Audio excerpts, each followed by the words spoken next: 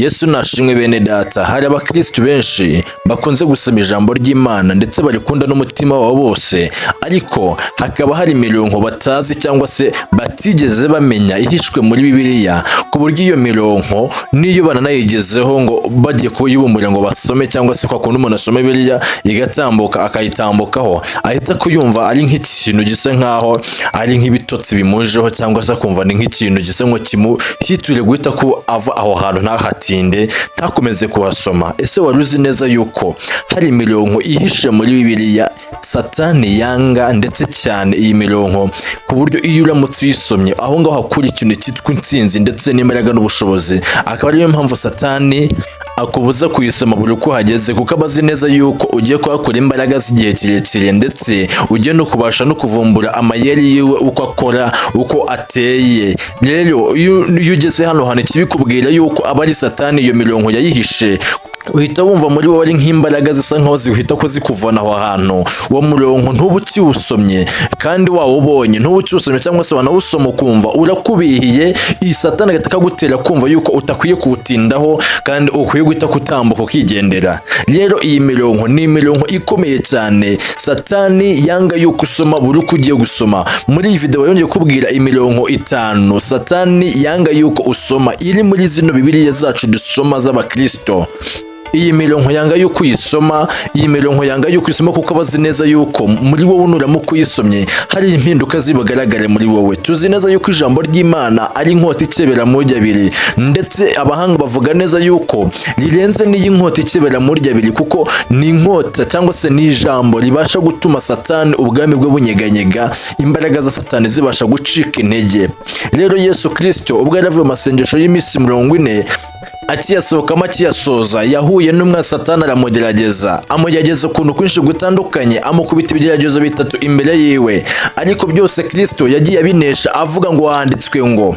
Nubwo Satani yajyaga amubwira amagambo, akamubwira amagambo nawe yo muri Bibiliya iyi yacu dusoma, iri jambo ry'Imana Satani akaba ari uyavuga, ariko Kristo hari imirongo yajyaga avuga ati handitswe ngo. Bishatse kuvuga ngo inshuti yanjye, imirongo yose muri bino Bibiliya ntabwo inganya imbaraga. Hari imirongo yo kurwanisha, hari imirongo y'amasezerano, hari imirongo ituma tugira ihumure, hari imirongo myinshi ituma tubasha kugira ibyiringiro. Rero inshuti yanjye, mw'iyi Bibiliya tugendana, iyi Bibiliya dusoma buri kanya, harimo imirongo Satani atakwemera yuko usoma, kuko abazi neza yuko iyi mirongo nuyisoma uri bubashe guhura cyangwa se uri bubashe kuba umuntu ukomeye unyeganyeza ubwami bwiwe. Uzarebe nawe urebe, witegereze urebe, iyo mu nzu y'iwacu hashizemo umuriro cyangwa se umuriro wagiye, hakaba igice cy'umwijima cyangwa se igihe kibuditse, icyo gihe dufashe buje tugacana cyangwa se akambi gatoya tugacana, ako kambi kabasha gutuma tubasha gutambuka tukagenda ahantu habona. Rero nshuti yanjye, ijambo ry'Imana ni umucyo uvira ahantu hakomeye, ndetse uvira no mu buryo bw'umwijima, ku buryo umwijima uhita kuhunguka ava aho hantu, kubera ko wasomye ijambo ry'Imana ndetse ukaryizera. Ngo haye ikaze rero muri iyi video yacu, aho tugiye kurebera hamwe iyi mirongo 5 Satani atakwemera yuko usoma buri uko uyigeze, kuko abazi neza yuko waba ugiye gusenya ubwami bwiwe. Abakristo benshi nta kuntu bayizi, ndetse niyo banayigeze ntibakunda kuyitindaho, ndetse n'abigisha b'ijambo ry'Imana iyo mirongo nta kuntu bakunda kwigisha ijambo ry'Imana, kuko irimo ubutware ndetse n'ubushobozi butuma Satani tubasha kumenya amayeri yiwe uko akora ndetse n'uko ateye n'ibyo aturwanisha. Ngo wayikaze rero nshuti mwene data, kanda like kuri iyi video kugira ngo iza kuza kubasha gushyika kure cyane. Andika muri comment ubwire ngo amen, cyangwa se tubwire ngo ndayikunze. Niba uri musasa kuri iyi channel, ukande subscribe ufungure n'inzogera kugira ngo ibiganiro byose dusizeho ujye ubasha kwibana mu bambere. Kandi inshuti yanjye, iyi video yisangize abantu, kuko ndashaka yuko ubu butumwa bugira kure, abantu babwumve neza, bajye bamenya amayeri Satani akoresha ndetse n'imbaraga n'intwaro Satani akoresha, tubone uburyo tumunesha, hanyuma twikomereza mu rugendo rugana mu ijuru. Mbahaye ikaze. Nge mugiye kubana rero kuri mikoro nitwa Eric niyo kwizerwa. Dukwiye kumenya neza yuko rero ubwami bwa Satani cyangwa se isi y'umwijima ihari, kandi isi y'umwijima ikaba ifite ubushobozi bwo kuduhindura mu gihe tutabashije kwegera Imana cyangwa se ngo dukurikiza ibyo Bibiliya itubwira ari byo byanditswe byera. Ijambo ry'Imana dusanga mu gitabo cy'Abefeso ibice byaho 6 umurongo waho wa 12 haratubwira ngo kuko tudakirana n'abafite amaraso n'umubiri ahubwo dukirana n'abatware n'abafite ubushobozi n'abategeka y'isi y'umwijima n'imyuka mibi y'ahantu ho mu ijuru. Bishatse kuvuga yuko nshuti yanje urugamba turwana ntabwo ari rw'umubiri ahubwo ni urugamba rusaba kuba ufite imbaraga n'ubushobozi bituruka mu ijuru kugira ngo ubashe kurunesha. Rero nshuti yanjye umurongo hano wa mbere dusanga muri Bibiliya Satani atakemera usoma buri uko ugezeho kuko abazi neza yuko nuramuka uwusomye urubasha gusenya byinshi cyane muri we ndetse urubasha kuvumbura amayeri yiwe. Ni umurongo dusanga mu gitabo cy'Abatesalonike ba kabiri ibice byaho 2 nanone umurongo wa 9 n'uwa 10 haravuga ngo kuza k'uwo mugome kuri mu buryo bwo gukora kwa Satani gufite imbaraga zose n'ibimenyetso n'ibitangaza by'ibinyoma n'ubuhenzi bwose bwo gukiranirwa kubarimbuka kuko batemeye gukunda ukuri ngo bakizwe. Uyu murongo Satani akunze kuwusimbutsa abantu iyo wawugeze kuko ushushanya neza yuko ko hari igihe kizashyika Satani akazana ibinyoma byiwe hano mu isi ndetse icyo gihe cyarasohoye n'iki ngiki turimo. Uyu murongo ushanya yuko hari igihe kizashyika Satani akazana ibinyoma hano mu isi kugira ngo ahende ubwenge cyangwa se atware ubwenge bw'abakristo abereke yuko ari ufite ibitangaza bikomeye kurenza iby'Imana yacu twizeye, abereke yuko ari ufite ibintu bigaragarira amaso cyangwa se bifite imbaraga n'ubushobozi, hanyuma ngo babyizere. Nibamara kubyizera Satani abahenda ubwenge. Niyo mpamvu uyu murongo ushyitse utabasha kuwusoma kuko uhishura neza uburyo Satani azaza mu isi aje gushuka abera ndetse n'abizera ijambo ry'Imana bakareka kwizera ijambo ry'Imana bakizera ibyo Satani ari kuza yerekana ndetse n'ibyo ashaka kugaragaza.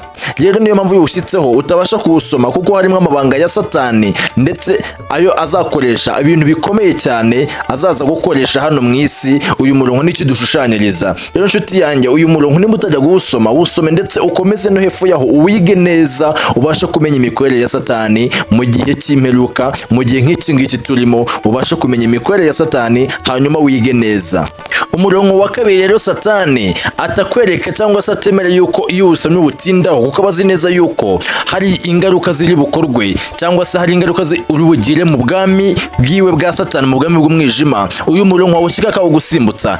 Ni umurongo dusanga mu gitabo cy'Abaroma ibice byaho 8 umurongo wa 37 gushyitsa kwa 39 haravuga ngo ariko muri ibyo byose turushije kuba abanesha kubwo dukunda kuko nzi neza yuko urupfu cyangwa ubugingo, abamarayika cyangwa abadayimoni, ibiriho cyangwa ibizaza cyangwa imbaraga, uburebure cyangwa ubujyakuzimu cyangwa ikindi kiremwa cyose kitabasha kudutandukanya n'urukundo rw'Imana muri Kristo Yesu umwami wacu. Amena. Uyu murongo Satani akunze gutuma abantu batawusoma ngo bawutindeho cyangwa se iyo bananabushyitseho babasha kugira ibintu by'ibitotsi cyangwa se ukumva acitse intege zo gukomeza kuwusoma kuko uyu murongo usa nkaho ari nk'ubuhamya bukomeye bwerekana ko urukundo rw'Imana rurenze ububasha bwa Satani. Rero Satani nta kuntu yakwemera usoma kuko abazi neza yuko uyu murongo ushushanya urukundo rw'Imana dufitiye cyangwa se ifite ku bantu yaremye kurenza ububasha Satani afite ku bantu b'Imana. Rero iyo ushyitse kuri uyu murongo Satani abasha kugusimbutsa kugira ngo utawutindaho ukabasha kumenya ukuri, wamara kumenya ukuri ukabasha kwizera iyo Mana hanyuma Satani akakubura. Rero nshuti yanjye aha hantu ujye uhatinda ndetse usome cyane icyo gice cyose kuko Satani aba ushaka yuko utahaguma. Hasome rero umuneshe ubashe kwikomereza urugendo. Umurongo wa 3 Satani yanga yuko usoma buri uko usomye Bibiliya cyangwa se buri uko usomye ibyanditswe byera wajya kuwusoma agahita kawugutarutsa cyangwa se ugata wumva izindi imbaraga zibasha gutuma utabasha gusoma uwo murongo. Ni umurongo dusanga mu gitabo cya Matayo ibice byaho 4 umurongo waho wa 4 ari wo wa murongo twavuze tugitangira no video. Uravuga ngo aramusubiza ngo handitswe ngo umuntu ntatungwa n'umutima gusa ahubwo atungwa n'ijambo ryose riva mu kanwa k'Imana.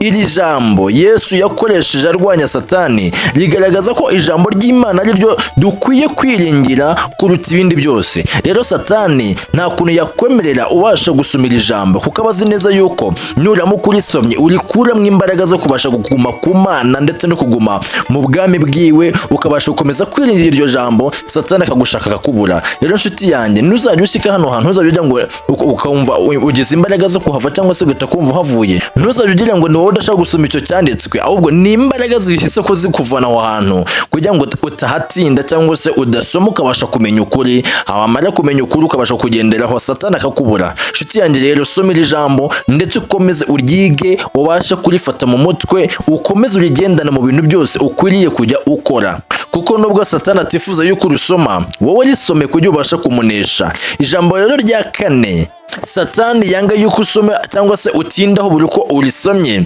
cyangwa uryigisheho, ni ijambo dusanga mu gitabo cya Matayo ibice byaho 16 umurongo wa 18. Haravuga ngo, nanjye ndakubwira nti uri Petero, kandi nzubaka itorero ryanjye kuri urwo rutare, kandi amarembo y'ikuzimu naho yazikuka ntazarishobora.